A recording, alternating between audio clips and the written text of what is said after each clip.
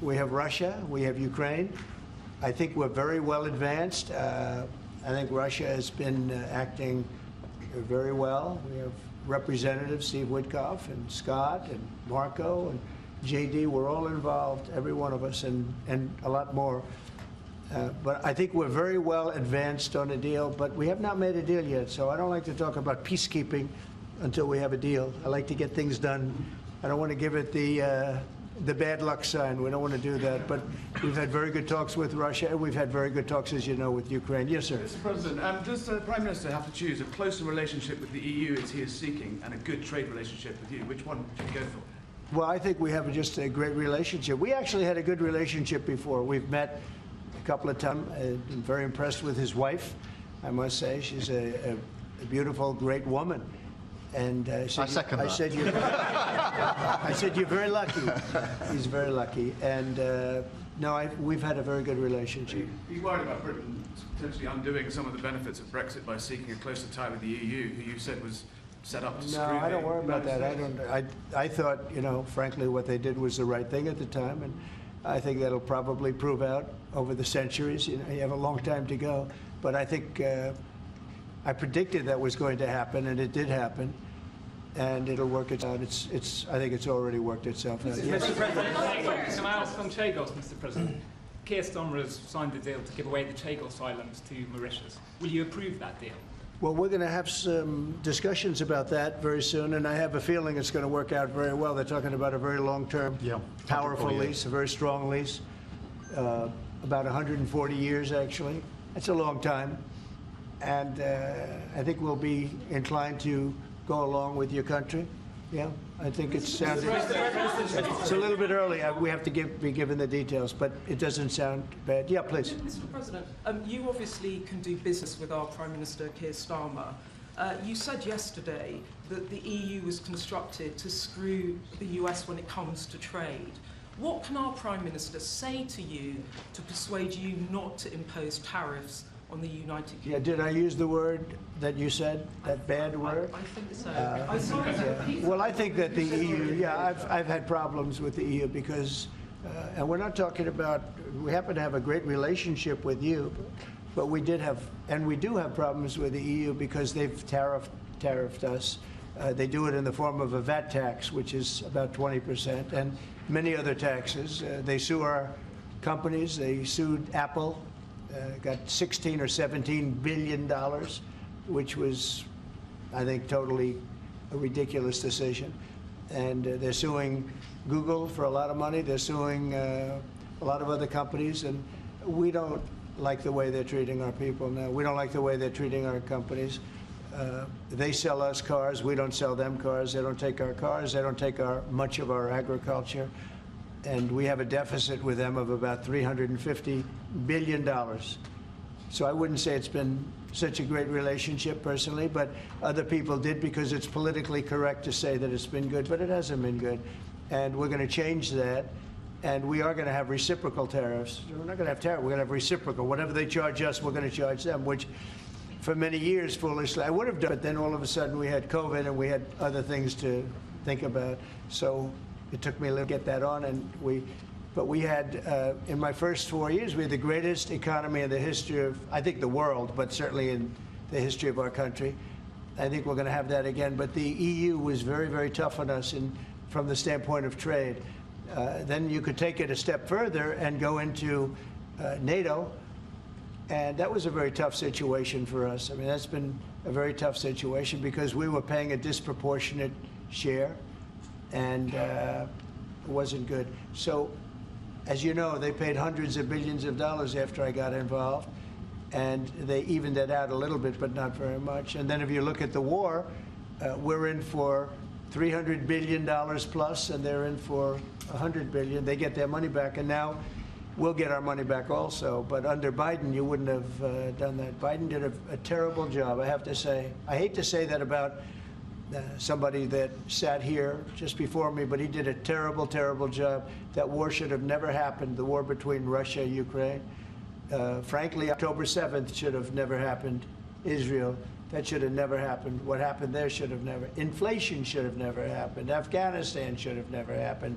The way they got out, not getting out, but the way they got out. So, but I can say that as far as we're here for a different reason, we're talking about a very different place, and this is some place that I have investments there. I own Turnberry, I own Aberdeen, and I own a great place called Doonbeg in Ireland. So, you know, I have a great warm spot for your country. And our trade, obviously, is fair and balanced, and in fact, you've got a bit of a surplus, so we're in a different position there. And obviously, we've contributed hugely in relation to Ukraine, and taken together with Europe, there's about 50% It'll of what's work, gone yeah. in. It'll work. It's going to work. Thank you. So does that mean there won't be any sanctions on the UK then? We'll have to take a look. I mean, we're going to have a good discussion today, and we have some very talented people on the other side, and we have some people that probably aren't as talented as them, but they're pretty good. Marco, what do you think? Our people are pretty good. And no, we're going to have a good discussion, and we'll be talking about that. Mr. President, I just wanted to ask, Mr. Starmer, the Prime Minister has said that he believes that Vladimir Putin would be at risk of invading Ukraine again without a sufficient backstop. Do you think that Vladimir Putin would be likely to invade again in the event of a peace deal? I don't think so. I think when we have a deal, it's going to be the deal. I don't think if I didn't win the election, I don't think we'd be even talking to Putin right now or anybody else. I think it would just, you know, I don't know if you're looking at the stats, but thousands of people are being killed a week, soldiers mostly, because the towns have been destroyed. But thousands of soldiers. This was a very bad week, by the way. I get the stats. Terrible numbers. And you're talking about a human life. Number one, I want to see that, and it doesn't involve American soldiers, but it's Russian and Ukrainian soldiers, and I think I'm speaking for both. Yeah. Number one, we want that. to see that stop, and number two, I want to stop paying the kind of money that we're talking about. You know, we're helping, and we're helping NATO, but we're helping a lot, more than anybody else by far, and I want that to stop also. Mr. President, the European... Jeff, go ahead. Thank you, sir. You talked about trade tariffs this morning on your social media site. Just a question about China. 10% tariffs has already been implemented on China. Are you planning to do an additional 10 above the 10? This will be an additional 10 above. And is there, from the talks with Canada and Mexico so far, are you not seeing the progress that you wanted in order to I don't see it at all. No, not on drugs. We've done a great job. If you look at Tom Homan, he's been incredible, and Christie, they've done a great job in terms of the border.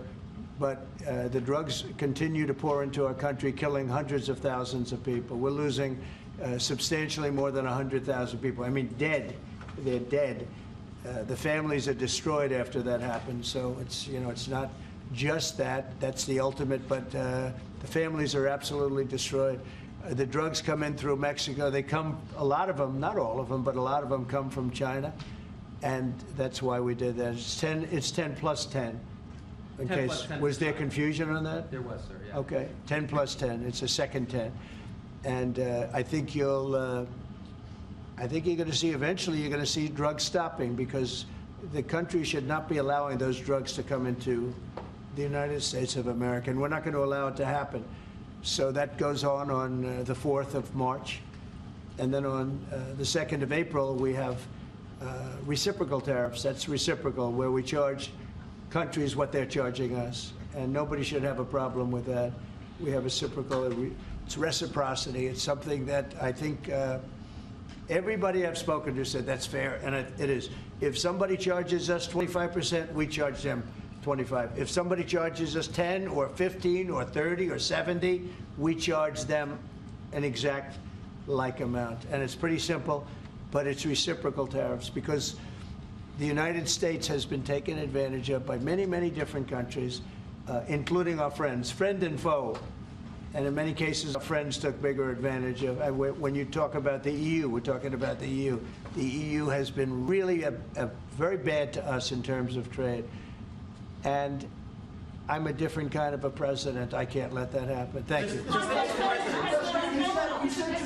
Yeah, please, ma'am, go ahead. Mr. President, what would you be willing to do if Vladimir Putin did not stick to the terms of any deal on Ukraine? If he not what? If he did not stick to the terms of any deal on Ukraine, because he has a history of not sticking to his word when it comes to international agreements. I think he'll keep his word. I think I think I've spoken to him. I've known him for a long time now. You know, I've known him. We had to go through the Russian hoax together. That was not a good thing. It's not fair. That was a rigged deal and had nothing to do with Russia. It was a rigged deal with inside the country. And they had to put up with that too. They put up with a lot. It wasn't just us. They had to put up with it, with a phony story that was made up. I've known him for a long time now, and I think he will. I don't believe he's going to violate his word. I don't think he'll be back. When we make a deal, I think the deal's going to hold. Now, they're going to have security. You're going to have security. Yep. You're going to have soldiers. I know France wants to be there. The president has said he wants to have soldiers there. I don't think we're going to even be necessary, but I don't think there'll be any problem with keeping the deal with the security. We're going to discuss that. You want to say something? No, I was just going to say, I mean, the deal, if we get it, is going to be hugely important. I don't think it would have happened if the space hadn't been created for it by yourself. But if there's a deal in, we've got to make sure it's a deal that lasts, that is not temporary, that lasts, and that's why we need to make sure that it's secure, and we've lent in and said we'll play our part, and we've talked and we will talk about work with yourself, Mr. President, to ensure that this deal is something which is not violated, because it's very important that if there is a deal, we keep it. And that will be, and I think I could say that will be the easy part. That's the part we look forward to, because putting security there, that's the part we all look forward to. That's easy. The difficult part is getting the deal made. So, yeah. But I think we've come a long way. Did you have something? Yeah, on a personal level. He's got such a nice face. Oh. He's smiling. But watch, ask a total killer question. Those are the I've known ones, him a long time. they're the ones that get you. No, he looks like a nice On a guy. personal level, Mr. President, what do you get on most? What's your common ground with Sir Keir Starmer? Because you're both from different political backgrounds. It's true. I think I can say this because we've known each other now really for a little while. This is not our first meeting, as you know. He loves his country, and so do I. That's our common theme.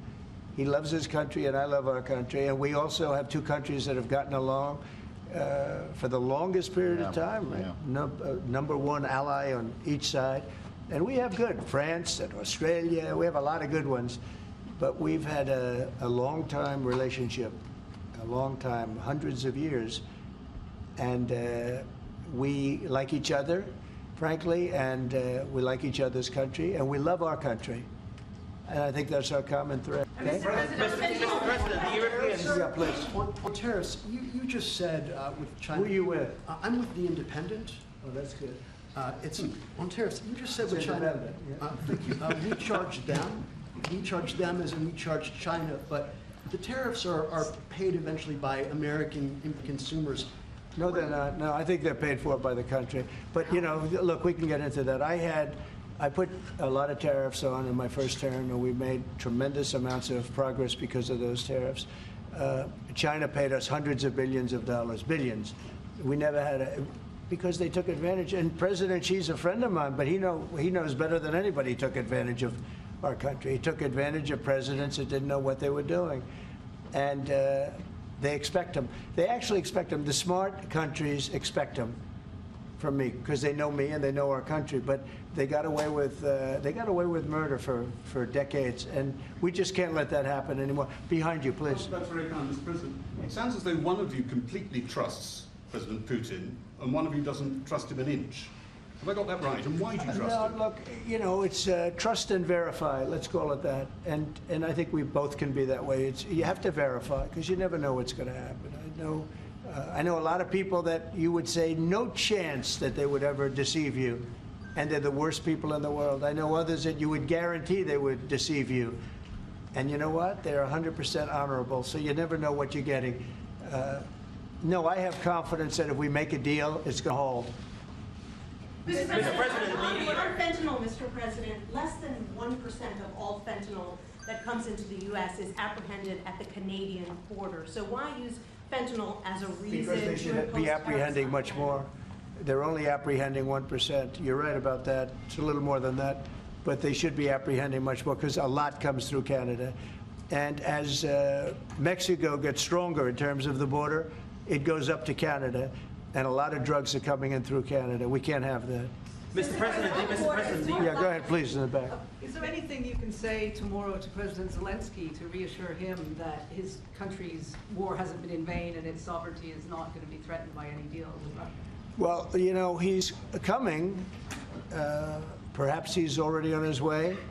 And we're going to be signing the deal together, probably in front of the media.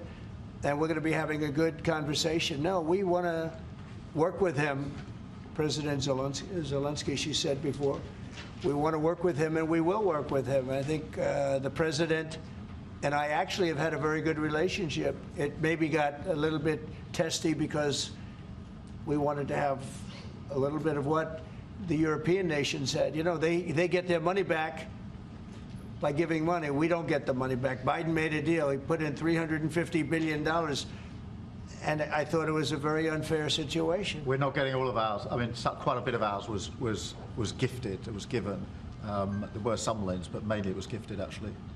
Mr. President, the Europeans want Ukraine to be part of NATO as part of this deal. Are you willing to budge on that at all, or is it a firm? Well, I could be very nice and say, oh, well, we'll work to it. Look, it's not going to happen. It's just not going to happen. That's what started this whole thing. Biden said that, and all of a sudden the guns started. That was one of the primary reasons this started. And this was long before President Putin. They never said it was an impossibility. So we can say, oh, gee, well, we'll try. But that's something that's just not going to happen. And then the other question I ask is about the land. Will you get your land back? Well, they've fought long and hard on the land, and you and I will be discussing that. And we're going to certainly try and get as much as we can back. But on the NATO, it's just not, that's not going to happen. Yeah, please. Mr. President, you talked about having common ground with Kier Starmer, but there are things you disagree on as well. You described Zelensky as a dictator. He describes President Putin as a dictator. Do you see that as a problem? The relationship between President Zelensky and President Putin is not a good one. You've noticed, right? It's not a good one. It's not a good relationship. And we're going to have to try and work something out. Sometimes that happens. I get along with both. I have a very good relationship with President Putin. I think I have a very good relationship with President Zelensky. And now we're doing the deal, and we're going to be in there. We're going to be actually in there and digging our hearts out. And hopefully, we need the rare earth, and we have some here, but we don't have enough. Our economy is very strong, and we need a lot of things that in some cases we don't have here. So I think we're going to have a very good relationship, but the relationship between them is not the best. Mr. President, do you still think that Mr. Zelensky is a dictator? Did I say that? I can't believe I said that. Next question. Sir, will you be discussing AUKUS, sir? Yeah, please, go ahead. Yeah, sir. George Parker from the Financial Times. Can you see any situation where US forces could be deployed as a backstop in a peacekeeping operation in direct confrontation with Russian forces? Well, there is a backstop thing. First you're going to have European countries because they're right there. We're very far away. We have an ocean between us. But we want to make sure it works. So I don't know when you say backstop, you mean a backstop psychologically or militarily or what? But we are a backstop because we'll be over there. We'll be working in the country. We're going to be, that's a great thing economically for them because, when you talk about economic development, we're going to have a lot of people over there. So we'll be working in the country. So I just don't think you're going to have a problem. I think when we have an agreement, you can say whatever you want about security, who's going to do it or all, and that's going to be a very pleasant conversation. The hard conversation is, will we have an agreement? And I think the answer is yes. I think Russia will agree, and I think that I really believe Ukraine will agree also. So will you discuss AUKUS as well? Just to follow up on that, if British troops are in Ukraine keeping the peace and get attacked by Russia, will you come to their aid? If the British people are in Ukraine and they get attacked, if British soldiers are in Ukraine. I've always found about the British, they don't need much help. They can take care of themselves very well. You know what? No, it sounds like it's evasive, but it's not evasive. The British have been incredible soldiers, incredible military, and they can take care of themselves. But if they need help, I'll always be with the British, okay? I'll always be with them. But they don't need help. You look at their career. You have done very well over the years, haven't you? We have. I'm very proud of our country. And but we've also always been there backing each other up. between our two countries. That is why this is the greatest alliance for prosperity and security I think the world has ever seen. Whenever necessary, we absolutely backed each other up, and that's at the Could core you of take the on Russia by yourselves? Well, all right, one or two more. Yes, ma'am. In his remarks at the Munich Security Conference, Vice President Vance condemned free speech violations in the UK, particularly. Could you respond? What is your message? I have an idea. We have the man right here. Come on. Let's go, JD. We're putting you on stage. Great. Yeah, look, I said what I said, which is that we do have, of course, a special relationship with our friends in the UK and also with some of our European allies. But we also know that there have been infringements on free speech that actually affect not just the British, of course, what the British do in their own country is up to them, but also affect American technology companies and by extension American citizens. So that is something that we'll talk about today at lunch. We've had free speech for a very, very long time in the United Kingdom, and it will last for a very, very long time. Well, no, I mean, certainly we wouldn't want to reach across US citizens, and we don't, and that's absolutely right. But in relation to free speech in the UK, I'm very proud of our history there. Will you discuss AUKUS though? Will you be discussing AUKUS with the Australians and the Brits? Will you be discussing AUKUS with the Prime Minister, sir?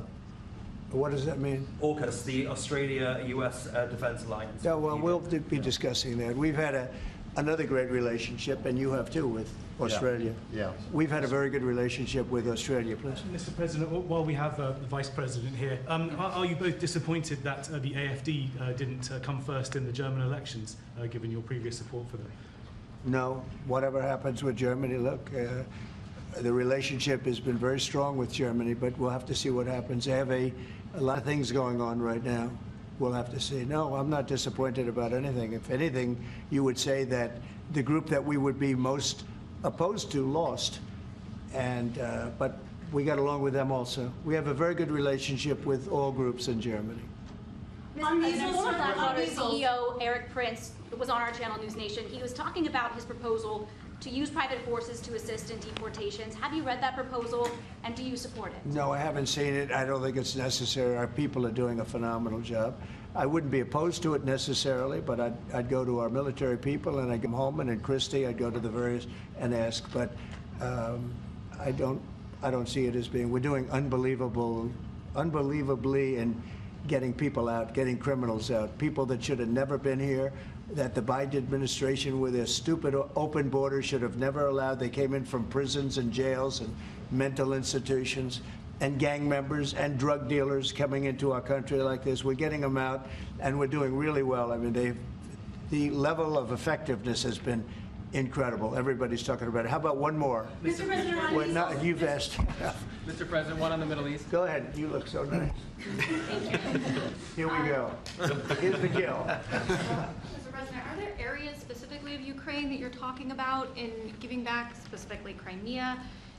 Have you gotten to those details yet on such an agreement? Well, you mean the areas that were taken? Yes. There are a lot of areas that were taken. Yeah, we've talked about it. A lot of the sea line has been taken. And we'll be talking about that, and we're going to see if we can get it back, or get a lot of it back for Ukraine, if that's possible. We'll be seeing about that, okay? Thank you very much, everybody. Thank you.